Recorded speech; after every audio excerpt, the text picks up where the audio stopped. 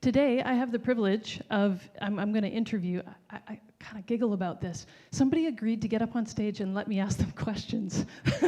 That's really fun. Not to make you feel more vulnerable, but Karen. I'm going to interview Karen. Karen Taylor is a dear friend of mine. We met several years ago. She has worked for Compassion for a long time. And we met as part of my involvement with Compassion. She's the one who planted the seed in my ear for the women's trip to go to Haiti. So we went to, myself and I think there was 9 other people, went to Haiti in 2014 for a short-term missions trip. Karen was our guide in that trip, so our Canadian contact who actually traveled to Haiti with us. So I'd like to introduce you to her, and then I'm going to let her share. She has a really unique perspective because she has worked with the people who are going and has seen the impact around the world by traveling with so many missions trips. Okay? So Karen, come on up.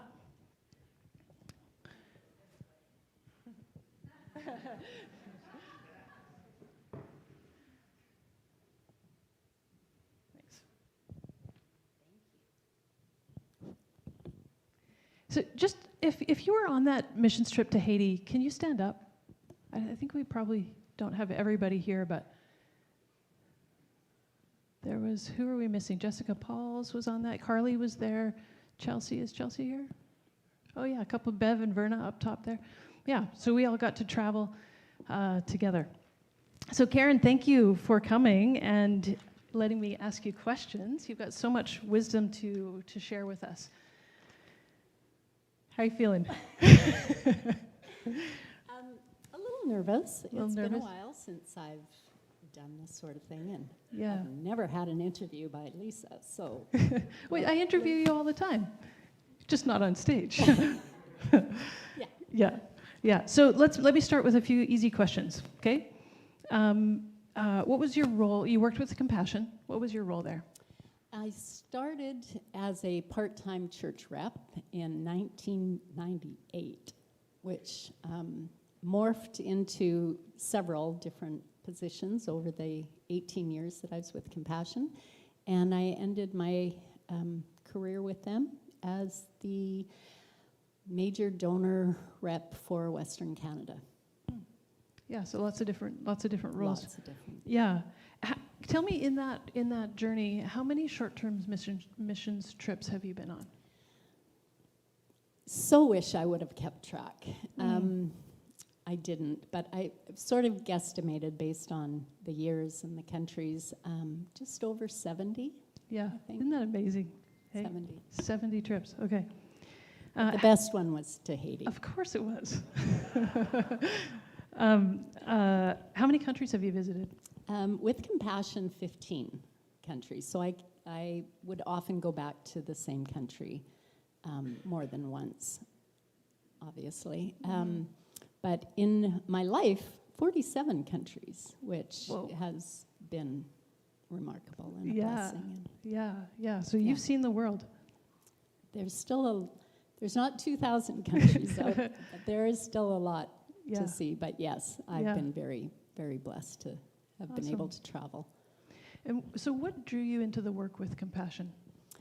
Well, I actually did a giftings test with my church as a fairly new Christian.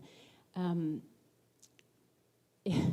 as other people's desires and passions were coming out, very godly ones, working with troubled teens or providing housing for the homeless, my passion came out as a carnal loves to travel. And I thought, God, what are you going to do with that? I mean, honestly. And remarkably, over a course of several years, God led me to Compassion. And when I was first asked to apply for a new position that was being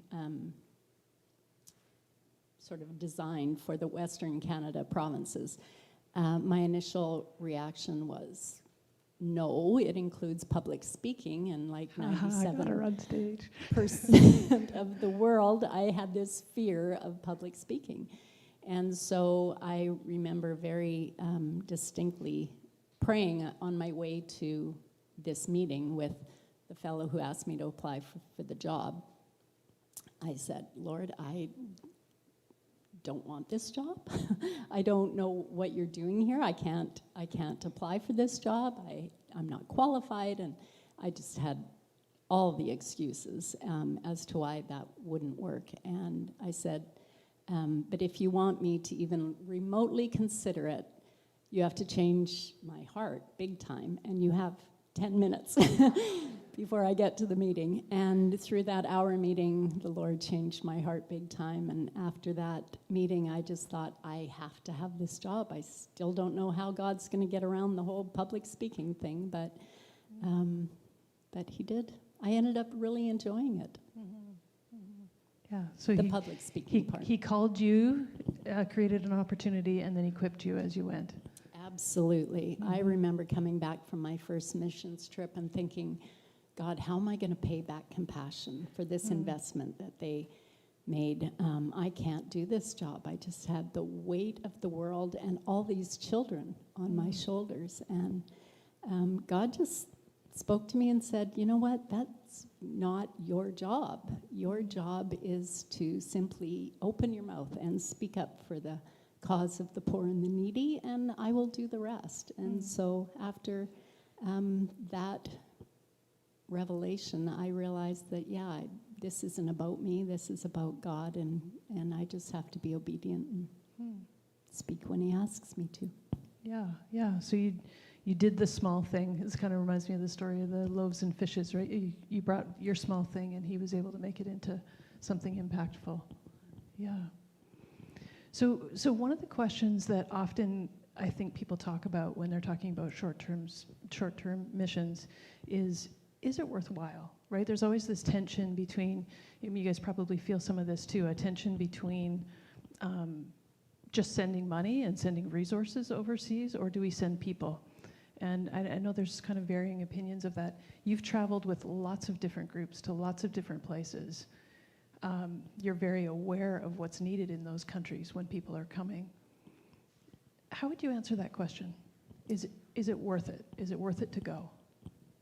Yeah, it definitely is worth it, because God does something in people's hearts when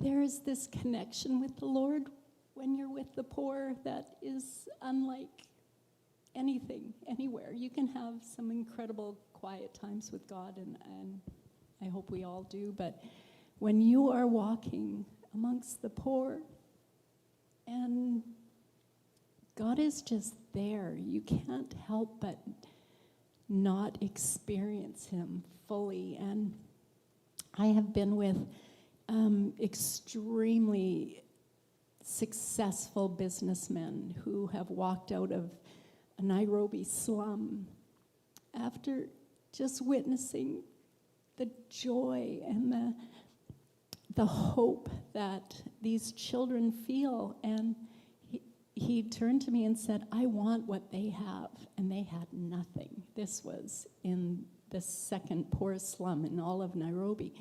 And yet there's this hope and this joy. And God did something in that man's heart that day that just couldn't have happened without experiencing it. Just having children come up and loving you and wanting you to take their picture and hearing their stories and meeting their parents. And there's just a connection with God that just can't happen, I don't feel, without experiencing. Throughout the Bible, God talks a lot about the poor. He has a real heart. And so when we join him in that and we are open to experiencing what he wants to show us, I have yet to have anyone return from a trip and say, boy, wish I'd have saved my money and not gone. Or, well, that wasn't a very good trip.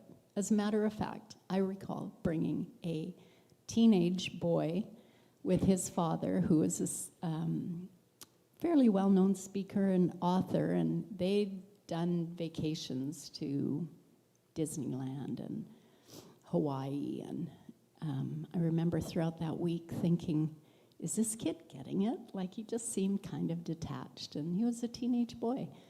And at the end of the trip, him telling his dad that that was the best vacation they had ever been on. And that's what God does when we are taken out of our comfort zones, because you are. It's hard to go to a developing country. And, you know, some of us are maybe used to going, but driving through the barrios and going directly to the all-inclusive resorts, which are great. I'm not knocking all-inclusive resorts, but when you stop and walk into the home and have a personal connection, it's just an experience that is, to sound far too cliche, life-changing, life-altering, and you just can't be the same. I have removed words from my vocabulary. Yes, you're not allowed to say you're starving. I learned that very quickly. That's not a message Karen will tolerate. No one in Canada is starving. No, we don't know starving. And I have nothing to wear. That used to be a favorite of mine. And so there's just some real fundamental changes that can happen when you allow it. And I just don't think we can get that here. Yeah, thanks for sharing about that. One of the things I remember making an impact on me, because we talked about this a lot before we went to Haiti, you know, when you'd planted the seed in my head about taking a team there, and that was one of my first questions is, but there's so many kids that have need, why wouldn't I just send money, you know? And you really emphasized the transformation that happens through relationship, right? And that when we go, it's important not to think about what task we can do for people, but that these are people and we can connect with them. Can you talk a little bit about that? How relationship has become sort of the focus of what you're doing when you're taking these trips? Sure. Well, compassion really is all about relationship, and it's more than just sending money and having that indirectly or directly benefit a child. It's like any relationship here. If you know, you don't spend time with your children or your spouse or friends, and you just sent them a check every month. I mean, how would that's not building a relationship. And for so many children in the developing world, they've just grown up around poverty and things that say they don't matter. You know, you're never going to be anything. This is your lot in life. And in some instances, you know, their friends are dying around them and they don't matter. And when you're in a relationship, you know you matter.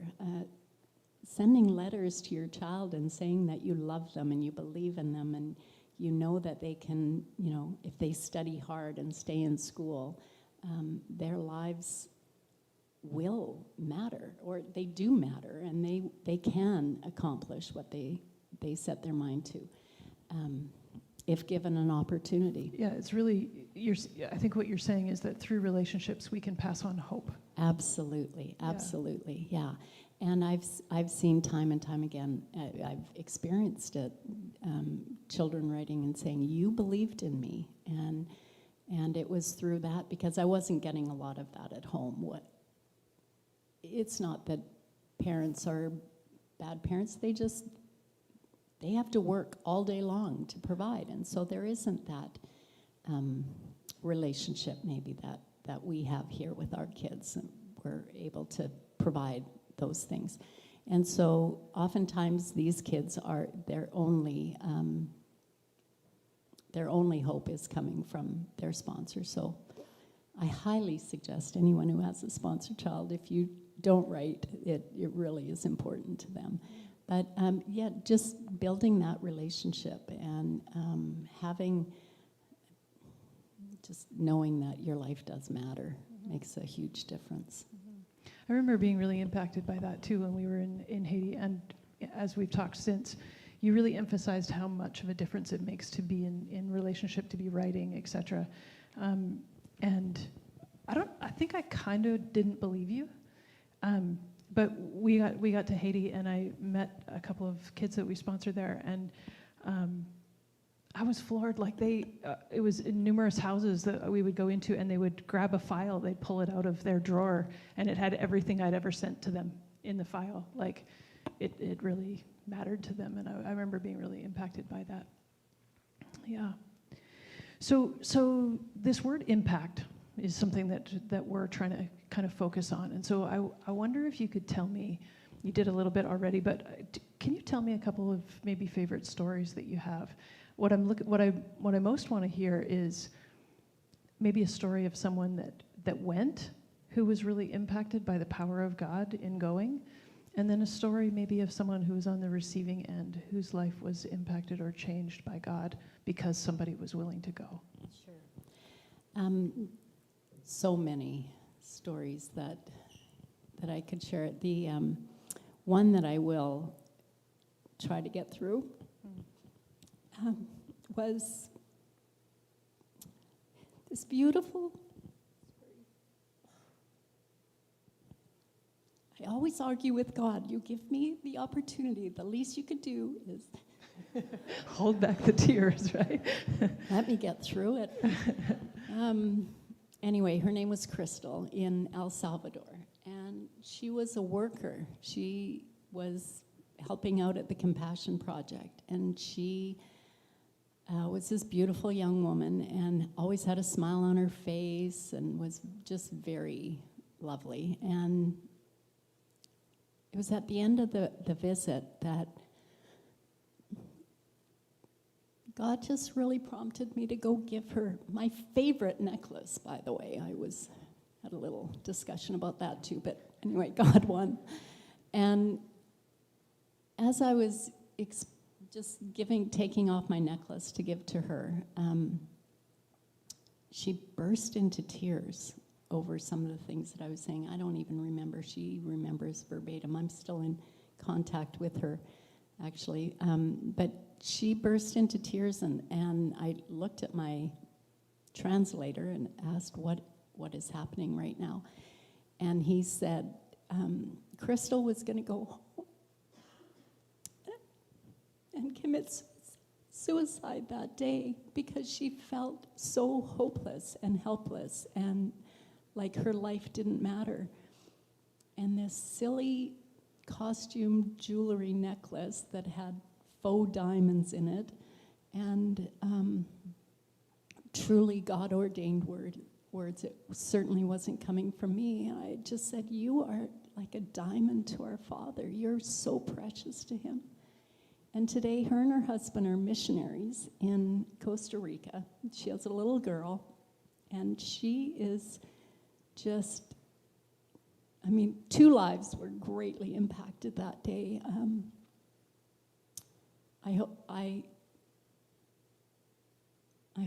that I am more immediately obedient than I was that day, although it turned out. And Crystal, this beautiful young woman whose life was just really starting, both of us were just deeply impacted that day.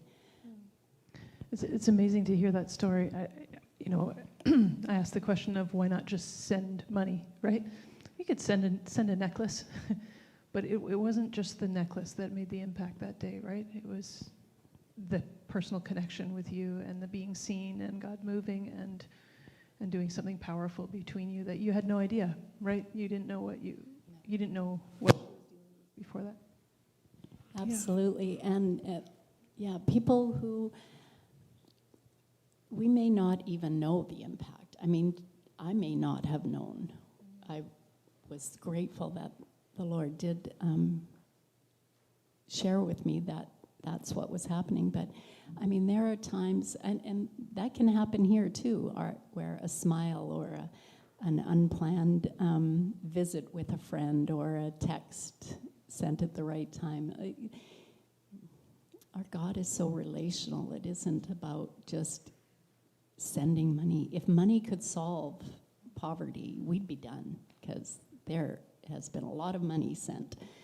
But God is about changing our hearts, and he wants to get at our heart. And he does that through us, through people. And a necklace wouldn't have done that in Crystal's life or my life. Yeah, I was just going to touch on that. Obviously, the impact on Crystal is so significant and easy to see. Part of this impact that we're talking about is how did that experience of obedience impact you? What changes happened in you because of that? I definitely think I am more immediately obedient. I don't have those discussions about, but this is my favorite one. And just allowing God to speak and being open to, because I initially, aside from the selfishness of I didn't want to give up my necklace, I thought, why? Why would I do that? Why would I go up to a relative? What difference would it make, right? What difference is it going to make? I mean, really. And we don't know what God's up to. We don't know what he's doing in the hearts of people. And so as we are just open to hearing that that quiet voice, he can do some amazing things through us. So yeah, for me, I'm definitely more open to responding to things that in my mind don't make sense. Yeah, and I guess that speaks to even the going to places and then doing things when you're there, right? Trusting that God will lead. Mm-hmm. Yeah. Yeah. When we went to, you and I went to Haiti after, I had been to Haiti several times, but I remember asking God, we were planning this trip that was so not coming together, and I couldn't honestly think, is this the enemy trying to stop us, and I just need to push through, or I just wasn't getting a clear answer. And so I remember, and I haven't done this since, but putting a fleece out to God and saying, you know what, if the president of Compassion says he can't join this trip, then I will know that that's not the trip to go on. Or we'll just cancel the trip, because so many things were going wrong.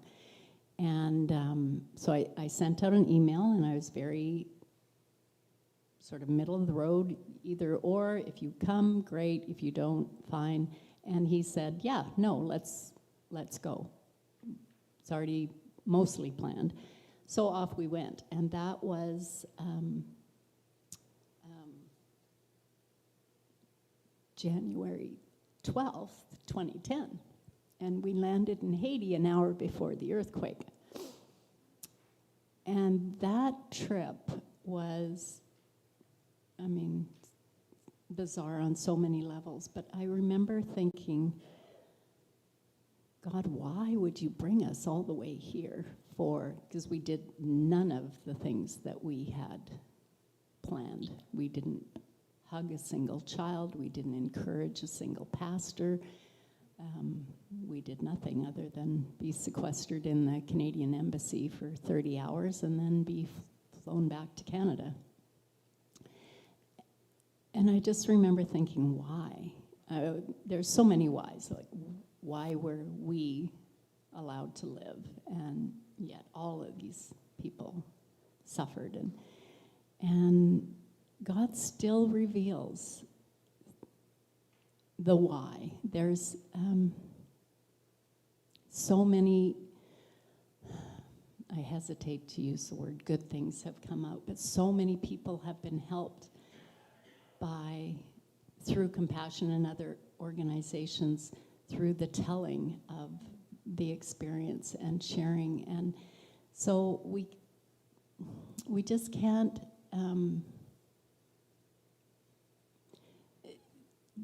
take any experience that God gives us and say that was for nothing. every single one is an experience that we can steward well or not.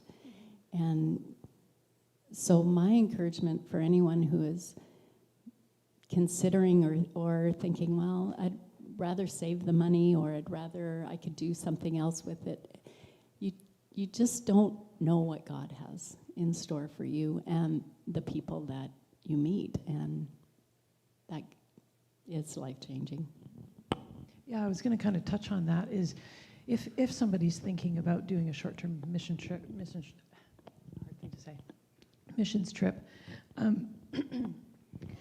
what would you say to help them sort of decide? You know, one thing that I hear you saying right now is God can always move, God can always work. What would be some of the whys? Why go?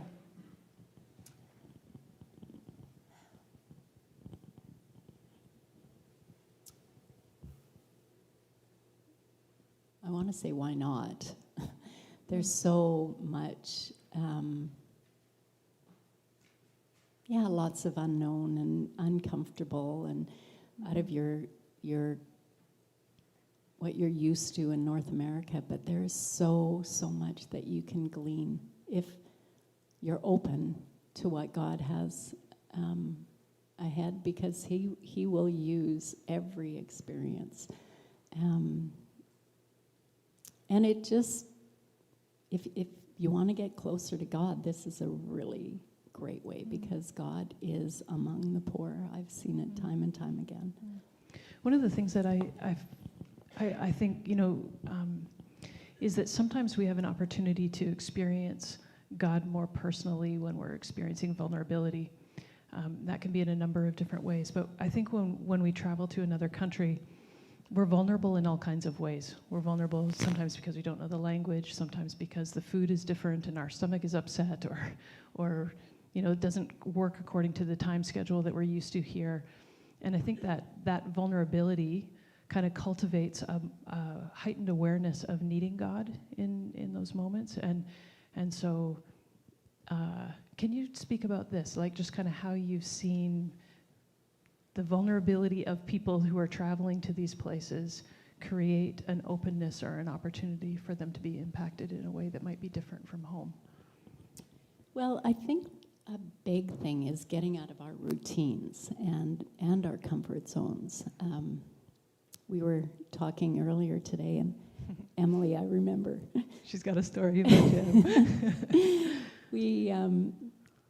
It was our pre-planning trip, and you had asked the brilliant question of what areas do we need extra grace in, and you had said, I'm not a morning person, and so if you come down to breakfast and I'm grumpy, that's why. Anyway, first day at breakfast, you were the first one there. I was so shocked, and I remember going, what? And you said, yeah, I knew God was going to change me, but I didn't know He was going to change me into a morning person.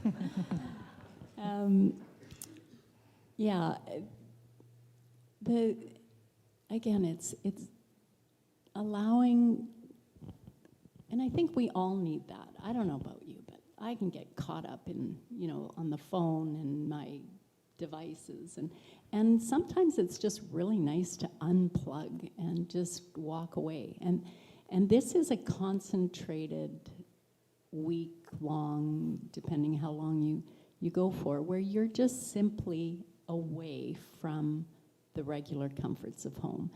Your routine is different. The food you're eating is different. I remember bringing my older sister on a trip, and she's not a believer, and she's traveled the world. She's never seen the poverty that we saw that week, and I saw a change in her that just simply couldn't have happened elsewhere, where and her and I used to be close, but not, drifted away. I became a Christian, and hearing her share her heart over how uncomfortable it was to walk into the door of a woman who, has dirt floors and magazine pictures for Walls, wall yeah. coverings and that sort of thing. And I remember my sister saying, wow, I never ever wanted anyone to come over to my home unless it was perfectly clean. And she's like, I'm cured of that. And she saw the community and just women being open and vulnerable and sharing their heart and their hurts and realizing, you know what, it's okay. The earth didn't open up and swallow me because I shared a vulnerable feeling or yeah, it just really impacted her. Yeah, it's different to see how people live in different places of the world and puts in perspective what's important. Or that's why I don't clean my house, is because I've traveled. I'm just kidding. Is that why those magazines are just yeah. I feel like we could talk for a lot longer, but we need to start winding down now. Karen has retired from Compassion, no longer works there. She actually lives in Ecuador, on the coast. You're enjoying your time there, and she just happened to be back in Canada, visiting a friend here. Something? Yeah, I'm back. I was thankful to be able to grab her. However, there's no way I could get her to come up here and talk about short-term missions without also being able to let her talk about compassion and child sponsorship, because this is her. Tell us what you'd like us to know about compassion, and then we have a little video to show people as well. Sure. Thank you.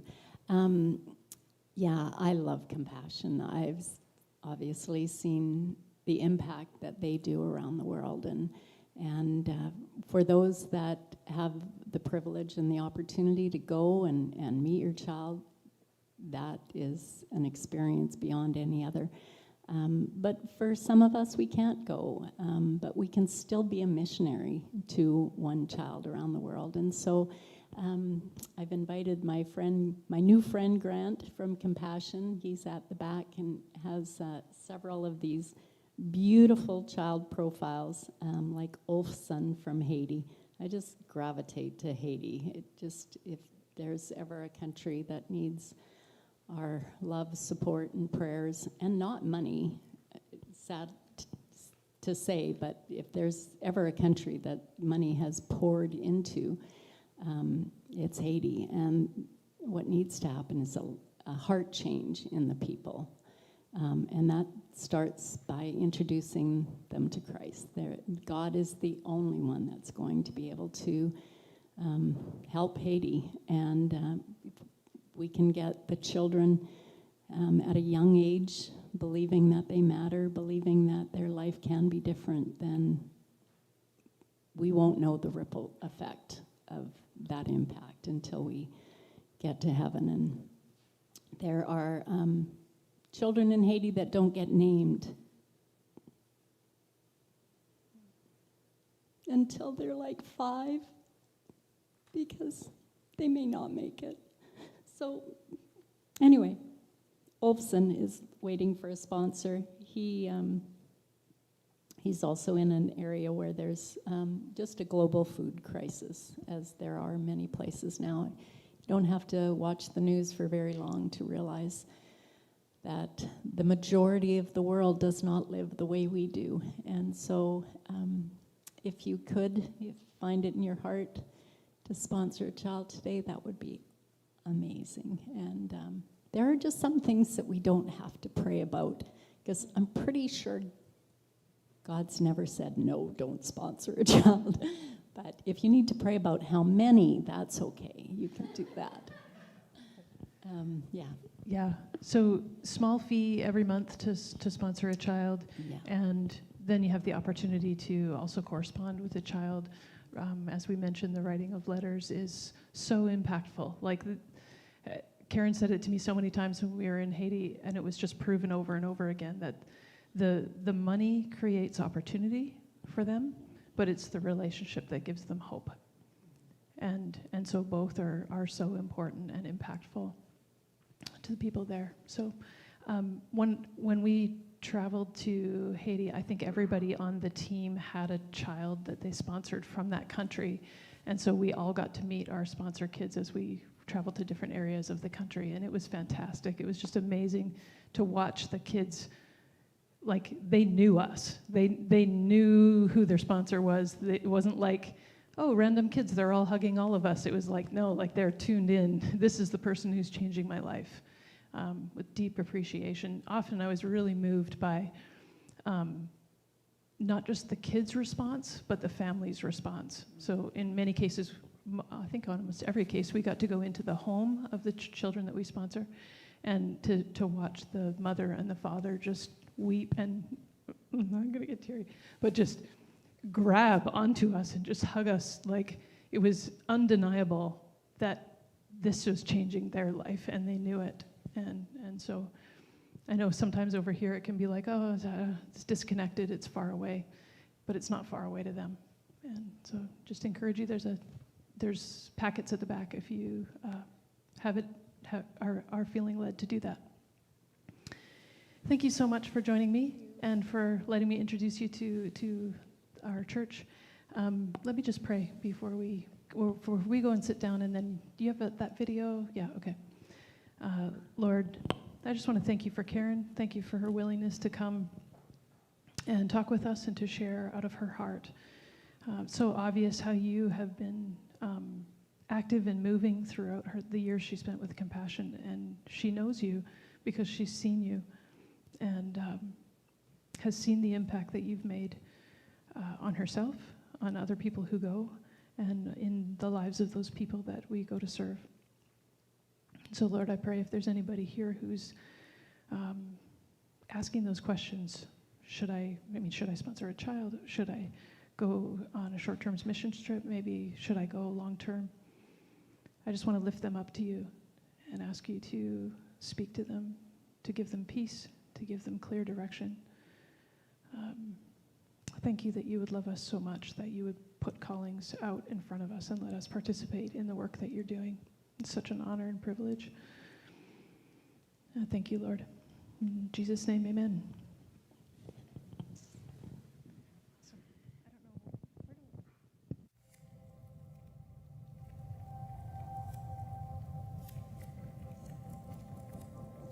Children around the world face the darkness of extreme poverty, malnutrition, sickness, lack of education, neglect, violence. These forces threaten to overcome, whispering that they are worthless, that no one sees their suffering. But that is a lie. God calls us, the body of Christ, to shine a light of hope in the darkness, to provide nourishing food and clean water, to offer medical care, to create a safe place to play and learn, to teach about the incredible love of Jesus Christ. These resources overcome the darkness of poverty. These tools kindle the light. Because when you stand boldly with children in poverty, they will flourish, they will grow, their light will shine, and the darkness will not overcome it.